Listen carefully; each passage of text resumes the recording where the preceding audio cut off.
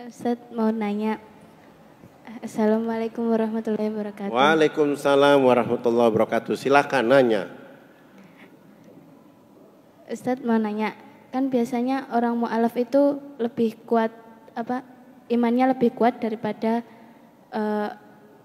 orang Islam yang udah dididik dari kecilnya. Kenapa itu, Ustadz? Karena semangat dia mencari ilmu, sementara orang Islam ya itu aja.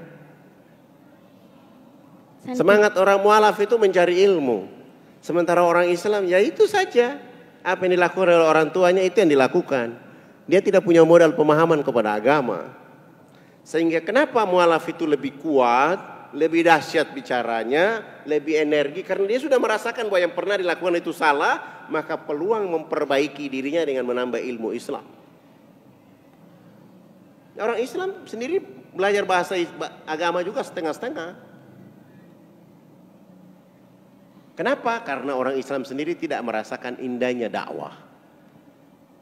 Coba saya tanya antum, apakah pernah di lingkungan dekat masjid ini atau di masjid di tempat antum tinggal, pernah lihat selesai sholat subuh, sholat duhur, sholat asar, sholat maghrib, sholat isya, setiap selesai sholat ketua-ketua RT berdiri pintu rumah, pintu masjid masing-masing, absen warga yang masuk ke masjid?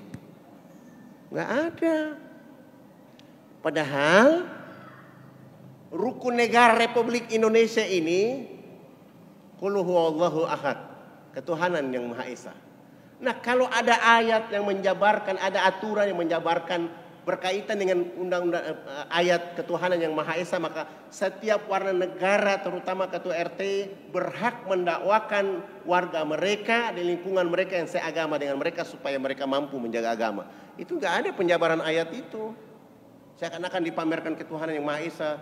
Sesudah itu dilanggar lagi sampai hari ini. Padahal perlu penjelasan apa makna ketuhanan yang Maha Esa itu. Nah, jawabannya dijawab oleh lagu Indonesia Raya.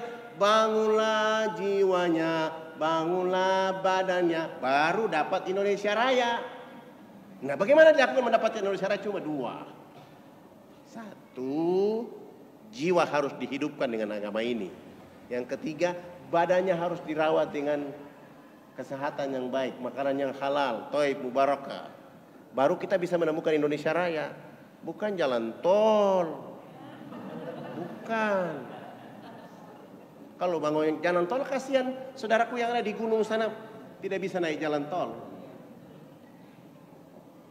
Maka bagaimana kita bisa menemukan Indonesia Raya? Apakah orang di kota yang menemukan itu? Tidak.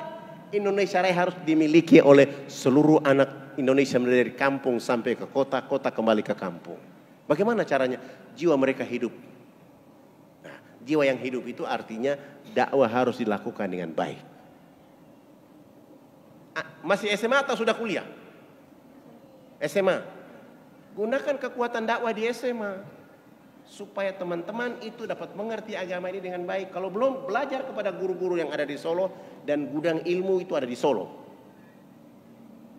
Datang ke tuan guru besar Ustadz Muin, minta ilmu ke sana, lalu pergi berdakwah di SMA. Dakwah gurunya juga. Karena banyak guru yang juga tidak mengerti Islam, sekedar bunyi saja. Dakwah ke mereka, inilah yang kurang di Republik ini. Padahal tujuan kita menjaga Republik ini kalau dakwah itu hidup. Saya punya pemahaman begini. Kalau dakwah ini sudah hidup dengan energi Islam yang kuat, kita akan melihat kemakmuran yang datang dari seluruh arah dari Allah. Dan orang-orang Jawa, orang Irian, orang Sulawesi, mereka bertemu itu bukan karena kecantikan, ganteng, gagah, bukan. Tapi mereka bertemu karena Allah Subhanahu wa ta'ala. Kita ingin lihat suasana bagaimana Bilal bin Rabah bisa menikah dengan wanita yang cantik sekali. Itu terjadi di Indonesia Raya. Bagaimana orang Irian bisa menikah dengan wanita soleha dari Solo. Dan bagaimana laki-laki Solo bisa menikah dengan wanita bidadari yang datang dari Irian. Anaknya akan tampil baik. Walaupun nanti malam pertama suaminya ketakutan, itu urusan kedua.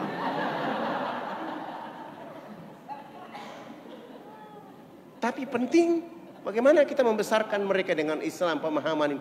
Ini persoalan hati, ini harus dihidupkan supaya mereka mengerti bahwa Islam itu seperti begini, bukan begitu. Seperti yang diceritakan oleh orang lain.